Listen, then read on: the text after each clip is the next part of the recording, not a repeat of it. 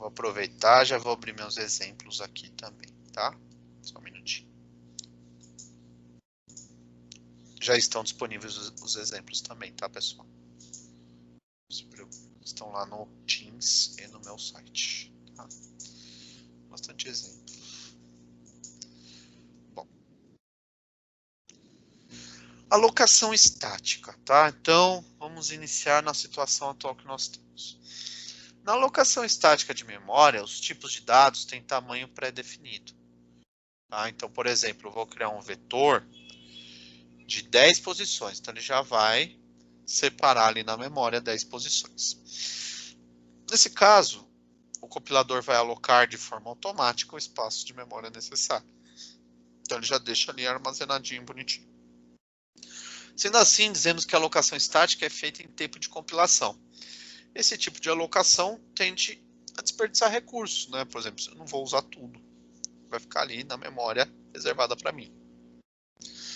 Já que nem sempre é possível determinar previamente qual é o espaço necessário para armazenar as informações. Pode ser que eu precise de menos, pode ser que eu precise de mais, né? Pode ser algo muito subjetivo, né? Então a gente vai ver isso, a gente vai precisar disso bastante quando a gente vai falar de lista, pilha, filas, árvores, porque é algo que vai crescendo, aí eu removo, aí diminui, então é algo que a gente precisa tomar cuidado. Quando não se conhece o espaço total necessário, a tendência é o programador exagerar, né? Colocar lá 100 posições, né? Então vai usar 10 daquelas 100, por exemplo. Tá? Então, nós temos a alocação dinâmica para resolver esse problema. Então, na alocação dinâmica, podemos alocar espaços durante a execução de um programa, ou seja, a alocação dinâmica é feita em tempo de execução. Então, de acordo com a demanda, a gente vai pegando um espacinho a mais na memória.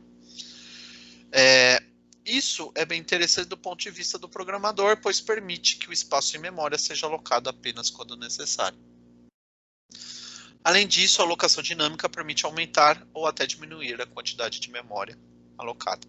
Então, ao invés de criar lá um vetor com 100 posições, eu crio ali um vetor com uma única posição inicial e depois, de acordo com a demanda, eu vou adicionando, vou alocando mais espaço na memória.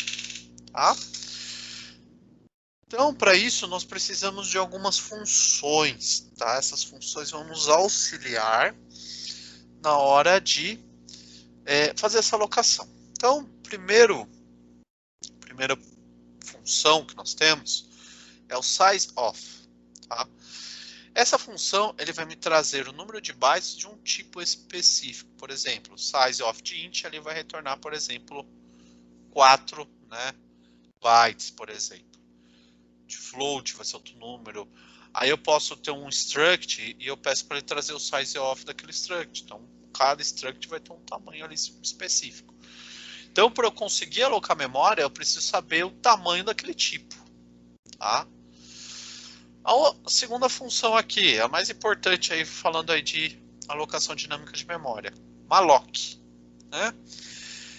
A função malloc aloca um espaço de memória e retorna um ponteiro do tipo void para o início do espaço da memória alocada. Então, o que ele vai fazer?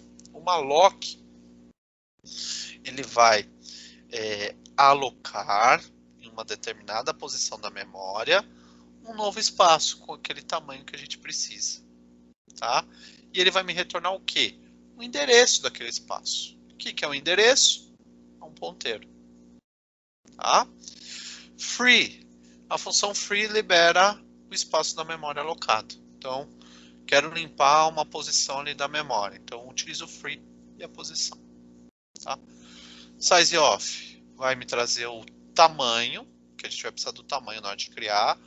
O malloc ele vai criar esse espaço na memória e vai me retornar o endereço desse espaço que ele criou. E o free vai limpar aquele espaço quando eu precisar. Né? Então, por exemplo, né, quando um programador define o tipo e o número de elementos em um vetor, ele está utilizando a alocação estática. Uma alternativa interessante é declarar um vetor como ponteiro, né, a fim de utilizar a alocação dinâmica. Para tanto, devemos usar a função malloc. Tá? Então, vamos ver. Aqui um exemplo. tá? Então, criei aqui um ponteiro, tá? Eu preciso usar essa biblioteca, tá? stdlib. Criei o ponteiro v do tipo float, tá? E aqui eu estou falando aqui, informe o número de componentes do vetor, tá? Eu vou ler esse número, certo? Aí o que eu vou fazer? Primeiro, eu preciso, né, pegar o número de componentes, sei lá, o cara quer 10 posições, e eu vou multiplicar pelo tamanho do float. Então vamos supor aqui o 8, ele quer 10, ele vai retornar 80, tá? E aí eu vou, né, reservar esse espaço na memória. Então lá, malloc, número de componentes vezes o tamanho, né, que eu vou multiplicar, ele vai alocar em algum lugar da memória disponível, tá? Porém, o retorno da função malloc, o que ele vai fazer? Ele vai me retornar um ponteiro dessa posição. Então aqui, o v, né, que era o ponteiro igual o ponteiro de float, aqui ele está fazendo uma conversão, tá? Malloc ali a quantidade que eu quero, então ele vai me retornar aqui nessa posição v a posição onde que ele alocou isso para mim, tá? Aí eu, por exemplo, eu consigo fazer um laço aqui alimentando, por exemplo, esse vetor, tá? E, né, também eu consigo depois visualizar esses caras. Ah, acabei de usar free v, ele vai limpar aquele vetor dinâmico, tá? Então vamos ver um exemplo. Deixa eu ver se é esse aqui, eu tô achando estranho. Esse aqui não. Bom.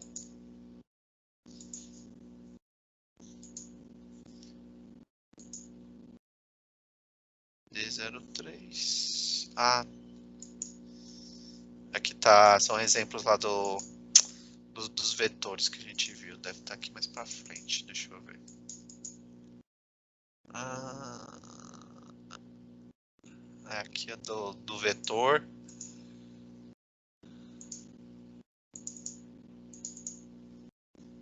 Aqui, tá? Ó, criei o ponteiro do tipo float v, certo? Então eu vou pedir ali a quantidade a ser armazenada, tá? Então eu vou usar o comando malloc.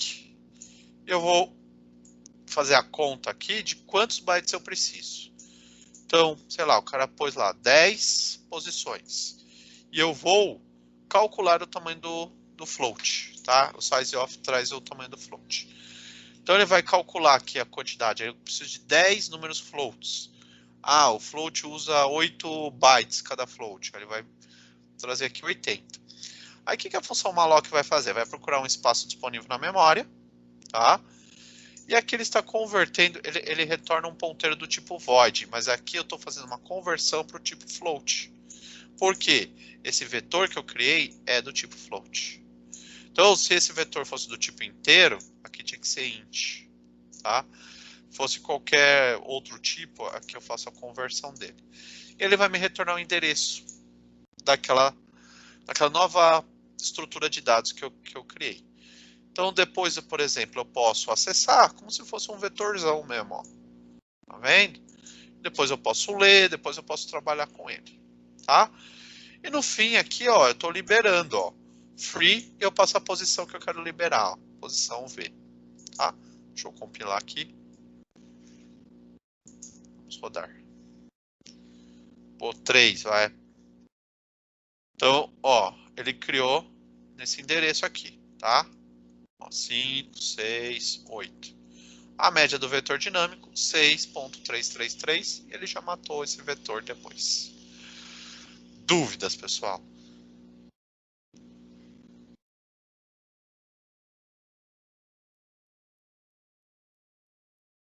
Não?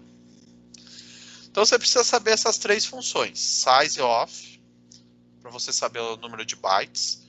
Malloc, para você criar efetivamente na memória. Ele vai jogar dentro de um ponteiro, aí você acessa esse ponteiro como se fosse um vetor ou como se fosse uma estrutura de ponteiro mesmo. Aqui é um vetor Eu estou usando o índice, mas eu poderia usar de outras formas, tá? E depois, para liberar, free. Legal, pessoal? Eu sinto dizer que essa aula vai ser todas as aulas de estrutura de dados vai ser assim. Eu recomendo que vocês reassistam às aulas, né, para pegar os detalhes ali. Mas deixa eu ver tua pergunta aqui. Se eu declaro uma variável, eu já crio na memória? Então, você está criando ela estática. Vamos supor que eu quero aumentar, né? Eu vou fazer uma lista, eu vou fazer uma árvore. Eu não sei quantos números, quantos elementos eu vou adicionar, tá?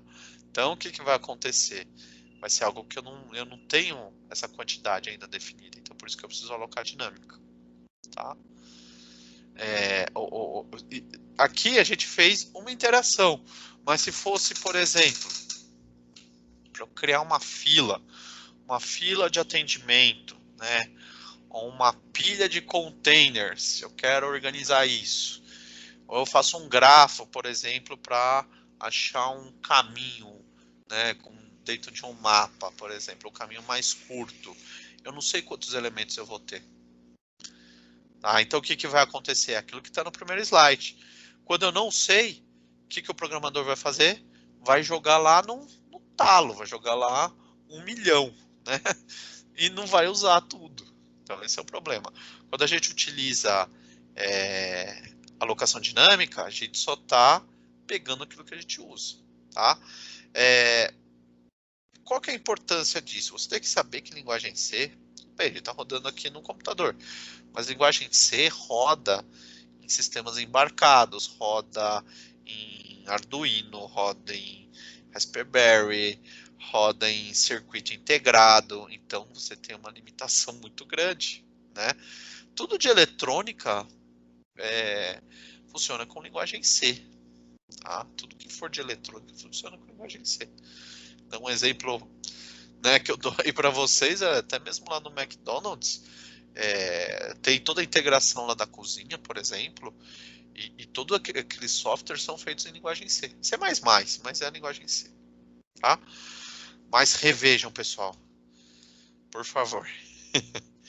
Principalmente o exemplo, tá? O exemplo acho que é a forma mais fácil de entender, tá? Às vezes é necessário alterar durante a execução do programa o tamanho do bloco de bytes. Putz, precisa de mais espaço, né? Então a gente tem outra função chamada realloc, que recebe o endereço de um bloco que já existe, né? E nós conseguimos lá modificar e ele vai passar o endereço do novo bloco. O que acontece aqui nessa situação, pessoal? Ele vai criar outro endereço com mais espaço e ele vai fazer a cópia. Ele não vai reaproveitar, ele não vai aproveitar aquilo que já tem. Por quê? Quando a gente está falando de memória, você já deve ter visto em sistema operacional, paginação, segmentação de memória, né? Ali a memória ela é compartilhada pelo sistema operacional, por diversos programas. Então vai ser muito difícil você ter uma sequência de bytes ali disponíveis para você ir aumentando. Então o que esse realloc vai fazer? Ele vai achar um espaço disponível, vai criar ali com um novo tamanho, vai copiar do antigo para o novo e vai te passar um novo endereço, vai te passar um novo ponteiro. Tá? Se o novo bloco for uma extensão do bloco original, seu endereço é o mesmo, né? O conteúdo original não precisa ser copiado para o novo. Caso ao contrário, o realloc copia o conteúdo do bloco original para o novo e libera, né? Ele faz isso sozinho, né? O bloco original usando o free ali. Né? Suponha, por exemplo, que alocamos um vetor de 1000 posições, 1000 inteiros, e depois decidimos que precisamos de 2 vezes mais. Né? Então, por exemplo, aqui criamos um ponteiro V, né, do tipo inteiro, estamos usando uma alloc lá para 1000 posições. Tá? Estou pegando ali o tamanho do inteiro para ele calcular direitinho. Aí beleza, fui alimentando esse vetorzinho aí, e chegou uma situação, putz, precisa aumentar. O que vai acontecer? vou usar o comando realloc, passando o original e a quantidade, a próxima quantidade. E eu estou atualizando o ponteiro V. Então esse ponteiro V vai ser atualizado com um novo endereço, por exemplo. Tá? O professor, Oi! mas o ponteiro V ele continua criando, né? Ele continua fazendo a mesma coisa do malloc, só que ele faz agora com 2000. Ele vai pegar outro espaço na memória, onde que ele tenha 2000 disponível, tá? E vai falar assim, olha, seu novo endereço é esse aqui, já copiei tudo aí para você. Entendeu? Mas ele continua gravando, né? Continua. Ele vai trabalhar normal. Beleza, Só que na memória ele reposicionou em outro lugar. tranquilo. Tá? Então, Valeu. se precisar redimensionar, você vai usar o realloc. Tá? Aqui tem uma situação, né, que pode, dependendo ali do teu computador, do seu sistema computacional, você tem limitação de memória, tá? Então, você tentar dar um malloc, tá? E o ponteiro for igual a nulo, né? Socorro, malloc devolveu nulo. O que aconteceu? Não tem espaço na memória, tá? Então você pode até fazer esse controle. Vai depender, pessoal, que eu falei para vocês. Está usando teu computador? Muito difícil isso acontecer. Porém, você está usando lá um sistema embarcado lá, um sistema integrado lá numa plaquinha, onde você tem, sei lá, 14 KB de memória, isso pode acontecer. Então, aí nessas situações você pode fazer esse if aqui, ó, só para saber se acabou tua memória, tá? Mas não é obrigatório. Isso aqui é só para você em situações muito especiais, tá? Para você fazer esse teste. Se o ponteiro retornar nulo, é que ele não conseguiu, acabou a memória, tá? Professor, Oi. se eu for realocar e a memória já estiver cheia, ele retorna nulo ou ele mantém o valor que já tinha? Você manja? A gente precisa testar. Não sei te responder isso De boa. de boa, tá? Porque é muito difícil a gente conseguir verificar isso, tá? Tranquilo. Valeu, professor. Imagina. Mas eu vou pesquisar e te falo. Bom, deixa eu abrir aqui o outro exemplo. Só para vocês verem, tá? Aqui, ó.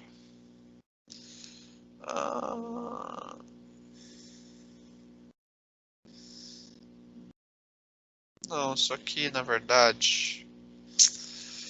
Sabe que isso aqui não é outro exemplo. Isso aqui vocês vão precisar para fazer o exercício de hoje. Por isso que eu pus aqui, tá? Isso aqui vocês vão precisar. Vocês vão usar isso aqui como base.